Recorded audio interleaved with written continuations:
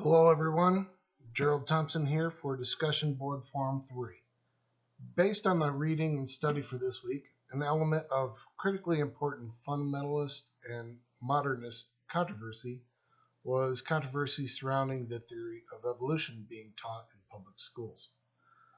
The controversy was not contained within the school walls, but it was actually present in the churches across the nation and around the world, and finally had its day in court with the Scopes monkey trial in July 1925.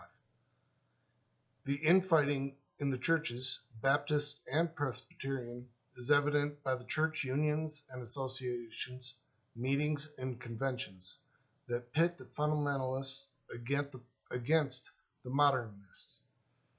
In one such meeting in October 1924, while Dr. George S. Duncan addressed the Presbyterian Ministers Association, he quite literally stated that, and I quote, "In general, fundamentalism reveals a type of thinking that is crooked, shallow, and unscholarly, while modernism usually shows a thinking straight, deep, and scholarly," end quote. The conflict between the school teachings and what the Bible says came home to Dr. John Roach Stratton, a member of the executive committee of fundamentalist movement, who objected not to the explanation of the theory, but to the fact that evolution was commonly set forth dogmatically as if universally accepted. He was shocked when his own son came home from school with figures about the antiquity of man and with theories in conflict with the Bible. He took his son to the library to show him books with theories, such as from Professor Ramsey, that says that the world is 10 billion years old, where Lyell's theory made it 90 million years old.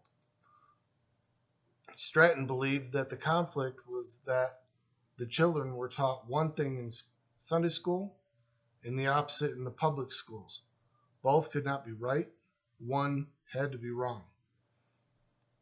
The Scopes monkey trial in July 1925 was a test of the legality of the Tennessee law known as the Butler Act, prohibiting the teaching of evolution in public schools, initiated by the ACLU.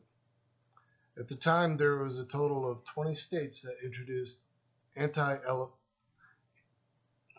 anti-evolution bills. They all forbid the public schools from teaching evolution of man, but allowed the evolution of all other things. The trial put William Jennings Bryan, a well-known fundamentalist, against Clarence Darrow.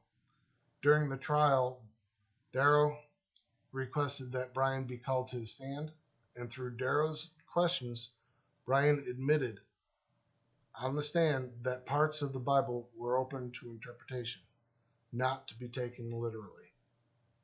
Thank you for listening to this forum.